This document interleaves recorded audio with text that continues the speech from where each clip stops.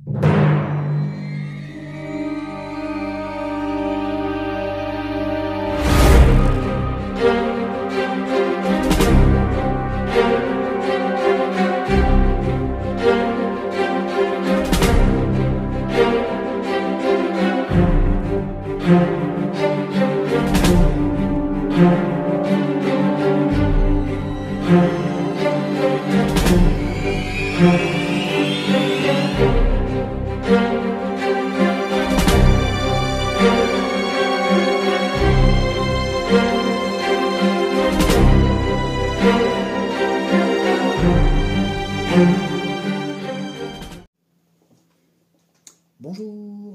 rebonjour, bonjour à vous, bon dimanche, comment allez-vous? Bienvenue pour ce deuxième volet de Regard éclairant, regard éclairé. Oui, je remets mes lignes en place parce que ça... Voilà. C'est regard éclairant, regard éclairé. Regard éclairé, regard éclairé. Regard éclairant, regard éclairé. Regard éclairant, regard éclairé. Voilà. On a fait les trois. Merci Cédric. Oui, donc... eh bien oui, donc c'était... je vous parlais donc des différentes étapes voilà, qui se sont passées quelque temps là, depuis notre arrivée sur la nouvelle région. Et puis surtout sur le comportement abject, parce que j'ai pas d'autres mots, des services qui, soi-disant, sont là pour nous aider, mais qui ont tendance plus à penser à leurs vacances, à leur réveillon, à leur prime de fin d'année, plutôt qu'autre chose. Bref, c'est comme ça. Enfin, c'est comme ça, non, c'est qu'à un moment donné, ça commence à devenir lourd, et ça devient ubuesque. Voilà. Parce que c'est du foutage de tronche. Voilà. Excusez-moi du terme. Voilà. Écoutez, oui, donc moi sur ce deuxième volet, je voulais vous parler des autres structures. Ah oui, il y en a, hélas. Il y en a. Vous les connaissez, hein, la CAF, la Sécu, la MDPH, qui a été... je crois qui a décroché le second, la médaille d'argent avec la ville de Vincennes, qui, je rappelle, est d'une incompétence totale et qui est juste bon à engranger différentes choses. Bref, je ne vais pas me refaire des copains, mais c'est ainsi. Mais j'en parlais encore avec des commerçants par téléphone. Voilà, il paraît que c'est de pire en pire. C'est comme ça. Vous avez voté pour elle, il faut l'assumer. Moi perso, j'avais pas voté pour elle, donc j'assume. Mais elle a qu'à assumer parce qu'elle aussi, elle s'est bien foutue de la tête de beaucoup de gens. Bref, allez, on passe à autre chose. Oui, je voulais vous parler aussi donc de la CAF. Donc la CAF, le transfert, donc j'avais fait le nécessaire aussi en amont. Hein, mais, je vous dis un truc, soyez pas trop précautionneux si vous changez de domicile ou truc comme ça. Faites ça après parce que si vous vous entamez avant pour soi-disant accélérer les choses, c'est encore pire. Donc restez dans les baskets, occupez-vous des choses qui sont importantes et les changements d'adresse, vous verrez ça après. Parce que c'est pire que du comique troupier, quoi, parce que grosso modo, la CAF, donc mon dossier, je l'avais fait partir avant, enfin j'avais signalé à la CAF 94 du Val-de-Marne, qui est bien connu pour être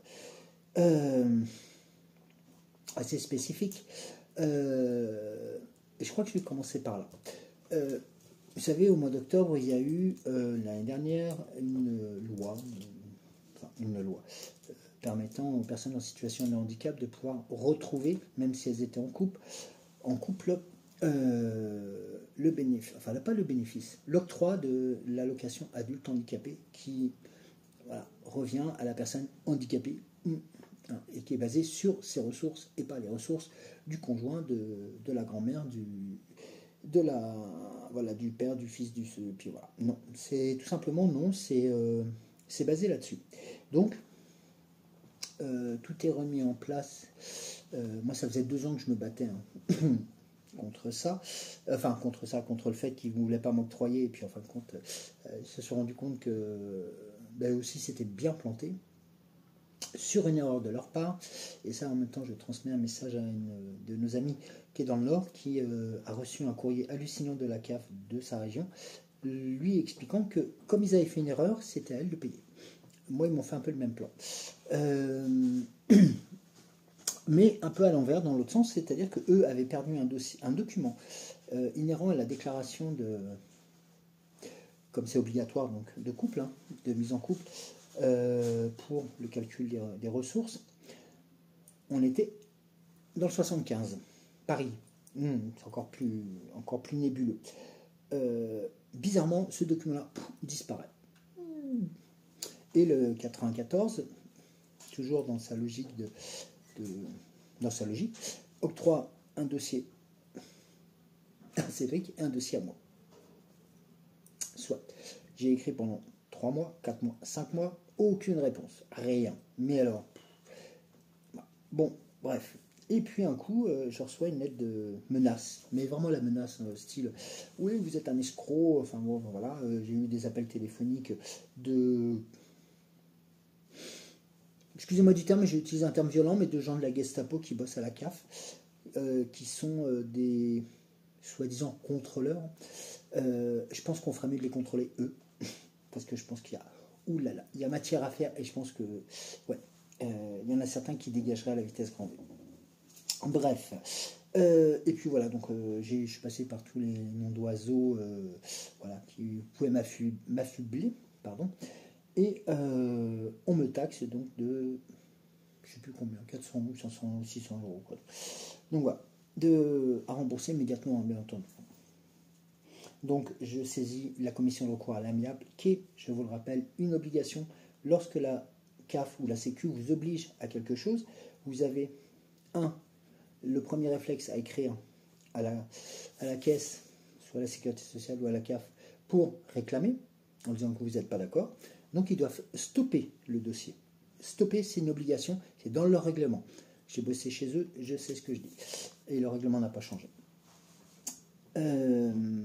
Deuxième point, quand vous avez reçu la réponse, soi-disant qu'ils vous disent non, on ne peut pas bloquer, ainsi de suite, voilà, et qu'ils continuent les procédures, là, vous écrivez une lettre recommandée, vous avez les modèles sur Internet, je pourrais même vous aider, ainsi de suite, si vous le souhaitez, et vous envoyez ça au directeur de la CAF, en demandant que vous voulez saisir la CRA, qui s'appelle la Commission de recours à l'amiable, qui est la même pour la CAF et la Sécu. Je donne aussi l'info parce que c'est pas la peine d'écrire deux courriers, c'est la même structure. Donc voilà. Et à ce moment-là, la CRA, cette commission nébuleuse aussi, a un délai pour vous répondre. Il peut varier. Voilà. S'ils ne vous répondent pas, pour eux, je dis bien pour eux, hein, pour les textes c'est autre chose, mais pour eux, ça vaut validation de leur décision. Or, le texte de loi, c'est l'inverse. C'est que leur non-réponse vaut validation de votre réclamation. Il faut le savoir aussi. Donc, voilà, des mois passent, pas de réponse, et ainsi de suite. Donc, je saisis ensuite le médiateur de la République, enfin, le médiateur de la CAF, parce que vous pouvez le saisir gratuitement et via le site de la CAF ou de la Sécu, en expliquant brièvement ce qui se passe. Et lui a notamment 15 jours pour vous répondre. C'est obligatoire. Si au bout de 15 jours il n'a pas répondu, c'est qu'il est en faute. Et vous êtes en droit de demander l'annulation de ce qui vous est réclamé. Alors bien entendu, si c'est fondé, si vous avez truandé volontairement, il y a très peu de chances que ça passe. Voilà, je dis ça comme ça. Mais quand vous voyez que vous n'y pouvez rien, c'est pas vous qui avez fait l'erreur et que c'est eux qui se sont plantés. Donc, ça a été ça.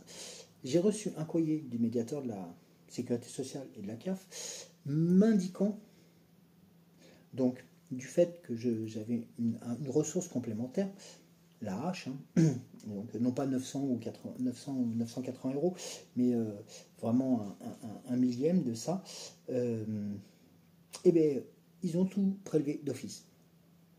C'est-à-dire que octobre, novembre, décembre, pas une AH de versée. Or, le texte, et ça je vous le dis aussi, de loi, le texte du règlement de la sécurité sociale et de la CAF, comme pour les impôts, comme pour les amendes, et tout ça, je vous donne le truc. À partir du moment que vous réclamez, vous avez le droit de demander un étalement de dette, de demander où et qui a fait l'erreur. Bon, ça, ils ne vous le répondent jamais, mais vous avez le droit de le demander. Et à partir du moment où vous avez demandé un étalement de dette, ils ont l'interdiction, et c'est noté dans leur règlement intérieur, il est interdit de prélever la totalité, voire de supprimer votre allocation, ou vos IGI ou autres, suite à un trop perçu, suite à une erreur, sur des choses comme ça. Il existe en France le droit à l'erreur. Il y en a qui l'abusent en haut lieu, hein. Ils font beaucoup d'erreurs justement pour...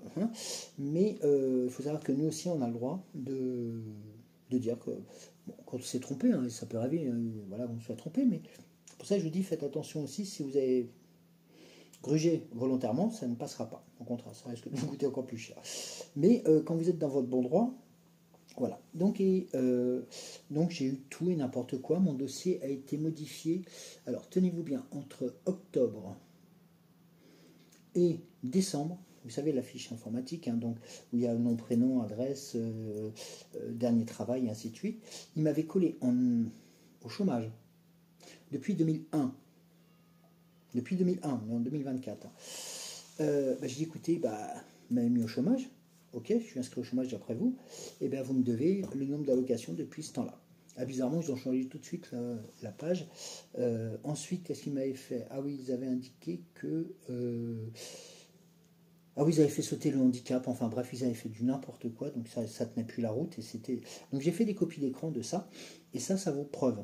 Donc ayez le réflexe, lorsque la CAF vous réclame quelque chose, vous envoie un message, vous envoie une menace, un truc comme ça, faites une copie d'écran. Obligatoirement. Tous les courriers que vous faites, vous les envoyez, vous les gardez. Et vous gardez toujours une copie avec vous. Pourquoi? Parce que bizarrement, quand les dossiers s'en vont vers la CAF, ils sont volatilisés. Il doit y avoir une entreprise qui... Ou alors c'est des petits... je pense qu'il y a des petites souris qui sont juste à l'entrée qui doivent grignoter les réclamations. Et puis voilà. Donc au bout de 4, 5, 6 mois, ils vous disent « Ah ben non, on n'a rien reçu. Manque de bol. J'ai une trace parce que tu m'as répondu. » Donc voilà. Donc ça aussi, ayez le réflexe de faire cela. Certes, ça fait du papier, mais ils ne sont pas avares pour raconter un peu n'importe quoi et faire n'importe quoi avec ça.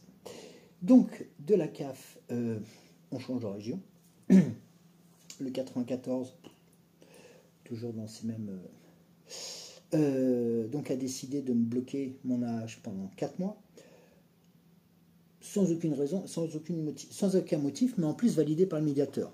Donc ça veut dire que les deux organismes ont fait une erreur, c'est-à-dire aussi bien le référent que celui qui a traité mon dossier et le médiateur. Et j'ai les courriers, j'ai tout gardé.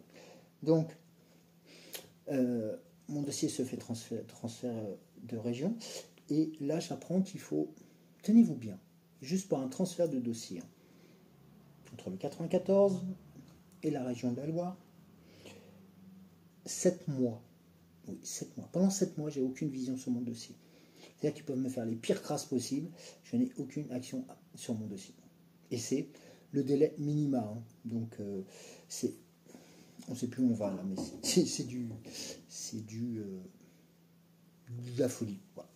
Donc ça, c'était pour la CAF. La Sécu, bizarrement, ça s'est bien passé. J'ai eu des bons contacts. Comme quoi, des fois, c'est vraiment des personnes. C'est pas que la région.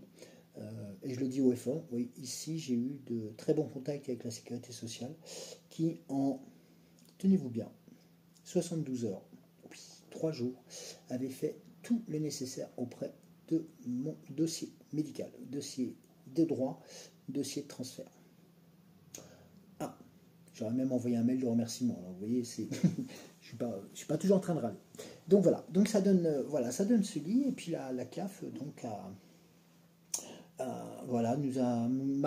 m'a remis aussi dans les dents que de toute façon je ne pourrais pas prétendre à ne serait-ce qu'à une aide ou à une aide pas spodarique, c'est n'importe quoi, à une aide spécifique ou quelconque. Non, c'est non. Bon, ça a creusé aussi, hein, parce que faut savoir que le règlement de la CAF a changé.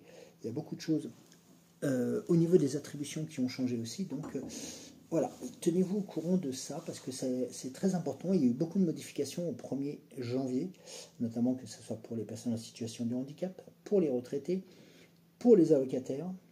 Alors on vous a mis dans le nez, et on nous a mis dans le nez, oui, le RSA va être supprimé, le RSA va falloir travailler, le RSA il faut les signes, les plus de 65 ans, il va falloir les remettre au boulot. Voilà, c'est un leitmotiv qui avait été lancé par toutes les chaînes dites de télé, avec beaucoup de guillemets. Voilà, donc faut passer outre ça parce que c'est des fausses informations.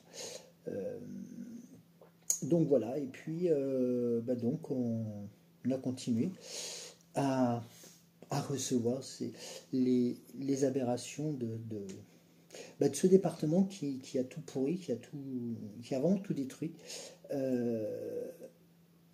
Voilà, je trouve que c'est déjà quand j'avais quitté Paris, quand on avait quitté Paris, qu'on était arrivé en 94, j'avais déjà pris un coup de masse parce que du jour au lendemain, plus rien. Mais alors, quand on requitte le 94, voilà, c'est encore pire parce qu'en plus, vous n'avez plus rien, mais en plus, ils vous papent des documents, et en plus, ils sont menteurs, et en plus, donc c'est... Alors, je sais que c'est... oui, il faut ci, mais à un moment donné, si ces personnes... Et ça, je vous le dis franchement, je ne suis pas méchant. Je râle un peu, voilà. Mais je ne suis pas méchant. Juste, je souhaite... Je ne souhaite pas, justement, à ces mêmes personnes-là que j'ai eues là, sur ces 3-6 mois derniers, d'avoir une once de mon handicap, une once de la situation que vous vivez, que je vis, mais ne serait-ce qu'une once. Vous savez, la dernière responsable que j'ai eue en ligne, je lui ai dit franchement, j'ai dit madame, sauf votre respect, mais j'espère, et vous avez intérêt à faire attention, qu'il ne vous arrive jamais la même chose. Parce que ça va très très vite. Elle me dit oui, mais non, ben, j'ai écouté. Moi je vous dis ça, je vous dis rien. Mais je ne vous le souhaite pas. Maintenant, Inch'Allah, comme on dit.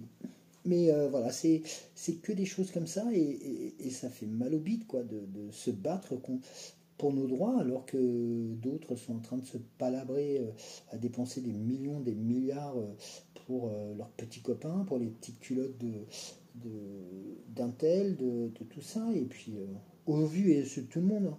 Donc c'est ça qui est le plus vomitif dans tout ça. Donc voilà, c'était mon second volet. Il y aura un troisième, je pense que oui, il y aura un troisième volet, comme je vous l'avais dit, je vous l'ai dit en 3 volets, parce que voilà, ça va toucher d'autres domaines. Il faut que je vois comment aussi vous l'amener. Vous savez que je suis aussi très investi dans l'associatif et très en contact, enfin je pensais être en contact avec différentes structures. Voilà. On en reparlera sur la prochaine émission, mais voilà, moi je voulais vous dire que sur les démarches administratives, la première chose, c'est de prendre connaissance du courrier, de la décision, de prendre un peu de distance par rapport à tout ça. Alors pas 20 jours, 30 jours, mais juste une journée, de se dire à un moment donné, qu'est-ce qu'ils m'ont fait? Où est-ce que j'ai fauté? Si c'est moi qui ai fauté. Est-ce que je me suis trompé quelque part? Voilà. Ayez toujours les doubles de tout ce que vous envoyez à la CAF, à la Sécu, aux mutuelles, le cas échéant au département, à la municipalité, les choses comme ça. Pourquoi? Parce que bizarrement, lorsque ça va être dans leur intérêt, ils vont vous oublier, mais ils vont vous le réclamer. Par contre, si c'est dans votre intérêt personnel, si c'est vous qui êtes demandeur, là bizarrement, ils ne retrouvent jamais rien. Votre dossier il est vide. Or, si vous avez les doubles, croyez-moi, ils sont un peu penauds. Et notamment, et j'en terminerai avec le 94, c'est que la prochaine étape sera juridique. Eh oui, parce que comme je l'avais dit sur la première émission, je vais porter plainte pour non-assistance à personne en danger, refus de soins et mise en danger d'autrui. Voilà. Donc, on va voir comment vont réagir ces riches et ces braves personnes. hein, surtout les dernières personnes que j'ai eues en ligne qui ont osé me dire, et ça j'en viendrai, non je vais peut-être vous le dire maintenant, j'avais écrit à des instances supérieures, et j'ai reçu un courrier hier d'un CMP.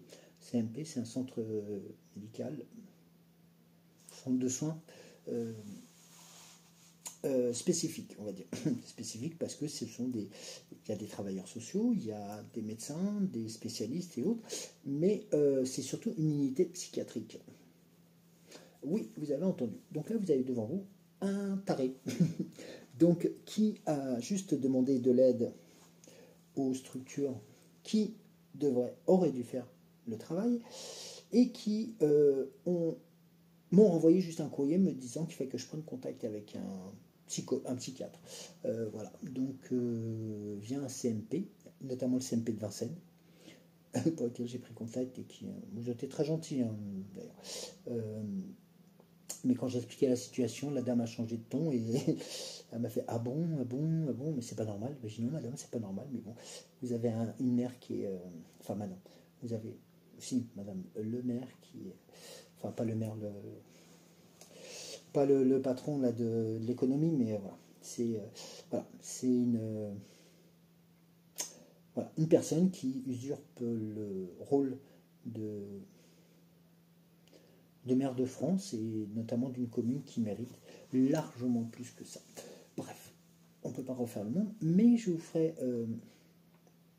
vous montrerai la copie du courrier. Vous verrez, c'est assez hallucinant parce qu'ils m'ont quand même demandé de contacter le CMP d'ici et j'ai téléphoné au CMP d'ici.